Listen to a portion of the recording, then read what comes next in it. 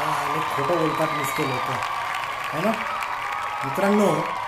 खूप वेळा आपण बघतो की समाजात बहुतेक लोक हे खोटीच बोलत असतात. एस्पेशली आजची लहान मुलं जर बघितली तर हे 70-80% वेळा खोटं बोलत असतात. पण फक्त लहान मुलंच खोटं बोलतात का? अहो, अगदी 70-75 वर्षाची झालेली माणसं सुद्धा खोटं बोलत असतात. फक्त आपण वयाचा मान ठेवून त्यांना एक्सपोज करत नाही किंवा आपण ते खोलात शोधायला जात नाही म्हणून आपण ते खरं मानतो. चला तर या व्हिडिओमध्ये उहापोह करण्याचा प्रयत्न करूयात की माणसं खोटं बोलतात का बरं. खोटं बोलण्याची वेगवेगळी कारणं असू शकतात. अगदी सगळ्यात पहिलं कारण म्हणजे आपल्याकडून एखादी चूक झालेली आहे. बऱ्याच वेळेला काही समाजामध्ये वावरत असताना, कुठल्या कृती करत असताना आपण आपल्याकडनं चूक होते आणि आपल्याला त्या चुकीचे फार गंभीर परिणाम भोगावे लागतील अशी भीती वाटते. मग ते परिणाम तर भोगायचे नसतात, चूक तर करून झालेली आहे, परंतु ते मान्य करण्याचं धैर्य आपल्याकडे नसतं. कारण परिणामांना आपण घाबरत असतो म्हणून माणसं त्यावेळेला खोटं बोलतात. बहुतांश वेळा अशा प्रकारे मुलं खोटं बोलत असतात. कारण त्यांना पालकांकडून किंवा आपल्या मित्राकडून किंवा आपल्या शिक्षकांकडून जे काही परिणाम भोगावे लागणार आहेत त्याची भीती वाटत असते आणि परिणाम भोगण्याची इच्छा नसल्यामुळे किंवा तयारी नसल्यामुळे ते खोटं बोलणं प्रेफर करतात. दुसरं कारण आपण बघूयात की इतरांपासून स्वतःचं रक्षण करण्यासाठी किंवा कुठलाही गंभीर प्रसंग आला तर त्यावेळेला आपण कमजोर आहोत हे समोरच्याला समजू नये. खरं म्हणजे स्वतः कमजोर नसणं हा त्याच्यावर सोल्युशन आहे, परंतु तसा विचार न करता सोपं करण्याचा प्रयत्न करतं आपलं मन, आणि ते म्हणजे कमजोर स्वतःला इतरांसमोर दिसू न देणे. यासाठी समोरच्यानी एक बोललं तर आपण त्याच्यापेक्षा दुप्पट बोलायचं, भलेही ते खोटं का असेना. तर समोरच्याच्या समोर आपण कमजोर पडू नये यासाठी म्हणून मनुष्य खोटं हा बोलत असतो. किंवा बऱ्याच वेळेला याला समाज सुद्धा कारणीभूत आहे. आपण स्वतः कारणीभूत आहे की लोक आपल्याशी खोटं बोलतात. कारण का, आता आपण कोणाला भारी समजतो समाजात, कोणाला इज्जत देतो आपण? ज्याच्याकडे मोठी गाडी आहे, ज्याच्याकडे आयफोन आहे किंवा ज्याच्याकडे खूप पैसे आहेत, अशा माणसांनी केलेली गोष्ट म्हणजे बरोबर, त्यांनी दिलेला सल्ला म्हणजे बरोबर, त्यांनी केलेली कृती म्हणजे बरोबर, असं समाजामध्ये एकंदरीमध्ये वरवरच्या दिखावाला बोलण्याचा ट्रेंड दिसतो. आणि मग बहुतेक लोकांकडे ते कर्तृत्व नसतं की त्या कर्तृत्वामुळे ते या सगळ्या गोष्टी मिळवू शकतील, आणि मग पर्यायाने ते माझ्याकडे हे सगळं आहे असं खोटं बोलून भासवण्याचा प्रयत्न करतात. म्हणजेच काय तर सामाजिक मान्यता मिळवण्यासाठी बरेच लोक खोटं बोलत असतात. आता दुसरं अजून एखादं कारण जर बघायचं म्हटलं तर काही माणसं की जे त्यांच्या व्यवसायामुळे, म्हणजे हे मी माझा एक कोणी मित्र आहे त्याला मी विचारलं, अरे आज तुझी परिस्थिती नाही तरी पण तू कशाला गाडीचा खर्च करतोस, पेट्रोलचा डिझेलचा? तो म्हणतो, नाही अरे मी ज्या व्यवसायामध्ये आहे ना, या व्यवसायामध्ये दिखाव्याला फार महत्व आहे.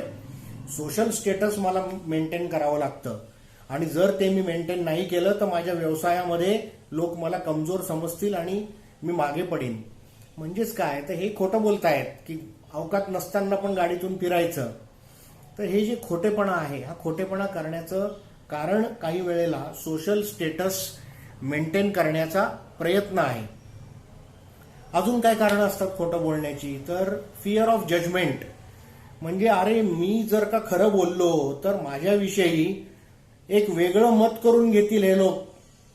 अरे प्रत्येक जण, एक लक्षात ठेवा मित्रांनो, प्रत्येक जण कपड्याच्या आतून नंगा असतो.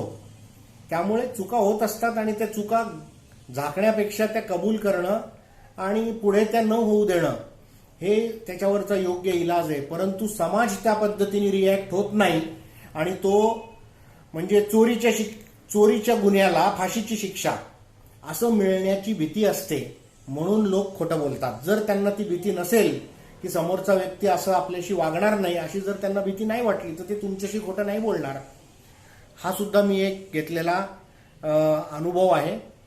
आणि सोशल एक्सपेक्टेशन्स, बऱ्याच वेळेला आपले पालक किंवा समाज आपल्याकडनं खूप साऱ्या अपेक्षा ठेवतो, पण प्रत्येकाची क्षमता काही समान नसते आणि आपण त्या गोष्टी नाही मिळवू शकत आपल्या क्षमता कमी असल्यामुळे.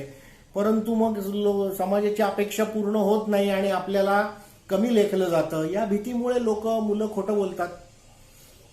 त्यामुळे समाजाच्या आपल्याकडनं असलेल्या अपेक्षा पूर्ण करण्याचा एक भासमान प्रयत्न असा आपण म्हणू शकतो, ज्यासाठी लोक खोटं बोलतात. आणि काही वेळेला पर्सनल इंटरेस्ट असतात त्याच्यामध्ये, की मला समोरच्या व्यक्तीला फसवायचंच आहे, त्याच्याकडनं एखादी गोष्ट मला मिळवायची आहे. अशा प्रकारे काही इंटेन्शन्स असल्यामुळे सुद्धा लोक खोटं बोलतात. मित्रांनो, हे जे सगळे प्रकार मी आता सांगितले, हे सगळे अक्षम्य प्रकार आहेत, हे लक्षात घ्या. या प्रकारे खोटं बोलणं हे धर्माला अनुसरून नाही. काही बिघडत नाही. तुम्ही कमजोर दिसलात, समाजाने तुम्हाला कमजोर म्हटल्याने फरक पडत नाही. खोटी प्रतिष्ठा बनवण्याचा प्रयत्न करू नका. यापेक्षा माझा जीवनातला अनुभव मी तुम्हाला सांगतोय, की प्रत्येकाला डाऊन पिरियड येतो, प्रत्येकाला अपयश येतं, त्याच्यातून प्रत्येकाला जावंच लागतं. पण त्यावेळेला जर तुम्ही खोटं बोललात, एक लक्षात ठेवा, कुठलंही खोटं हे परमनंटली पचवू शकत नाही. त्यामुळे आज ना उद्या ते उघडकीला येणार, आणि जी गोष्ट झाकण्याचा तुम्ही प्रयत्न करताय ती गोष्ट उघडकीला येणारच आहे. त्यापेक्षा प्रयत्न करा की मनामधून आपण कुठलंही वाईट भावना ठेवायची नाही. कुठलीही कृती करताना चूक होऊ शकते, पण जाणून बुजून चुकीचं करायचं नाही. कोणाच्या बद्दल वाईट विचार करू नका.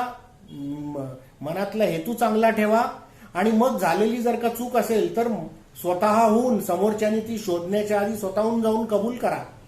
काही शिक्षा होत नाही. उलट तुम्ही खोटं बोलत नाही याचा एक खूप मोठा प्रभाव समोरच्याच्या मनावरती पडतो. कारण की अशा प्रकारे कबूल करणारे समाजात फार थोडे लोक असतात.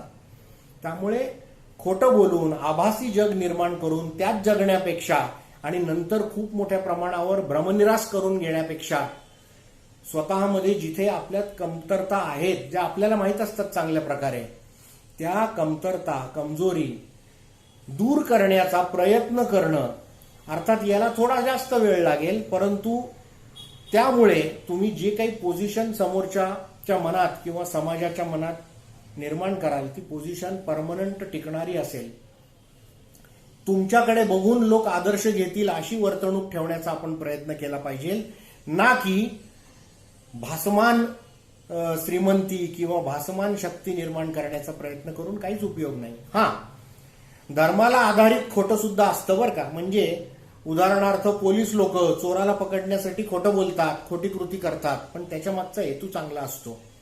एखाद्या लहान मुलाला त्यांनी अंधारात जाऊ नये, तिथे जाऊन धडपडू नये म्हणून आपण त्याला सांगतो की अरे बाळा, अंधारात जाऊ नको, त्या ठिकाणी बागुलबुवा असतो किंवा काय जे काय ब्रह्मराक्षस असतो, हे खोटं बोलतो आपण, पण त्यामागे त्याचं भलं करण्याचा हेतू असतो. जर तुम्ही धर्माच्या रक्षणासाठी किंवा कोणाच्या हितासाठी खोटं बोललात तर ती गोष्ट एक वेळ क्षम्य आहे, परंतु केवळ स्वतःचं आभासमान विश्व निर्माण करण्यासाठी, स्वतःच्या कमतरता झाकण्यासाठी, भीतीपोटी जर तुम्ही खोटं बोलत असाल तर निश्चितपणे आज न उद्या ती गोष्ट उघडकीला येणार आहे, आणि तुमचा त्याहीपेक्षा मोठा अपमान होणार आहे, आणि तुम्ही दुसऱ्याच्या मनात जे काही खोटं स्थान बनवलेलं आहे त्याच्यावरून तुम्ही पडून तुम्हाला हलकट, पुळचाट अशा प्रकारे निश्चितपणे लोक समाजात वागणूक देतील, हे लक्षात ठेवा.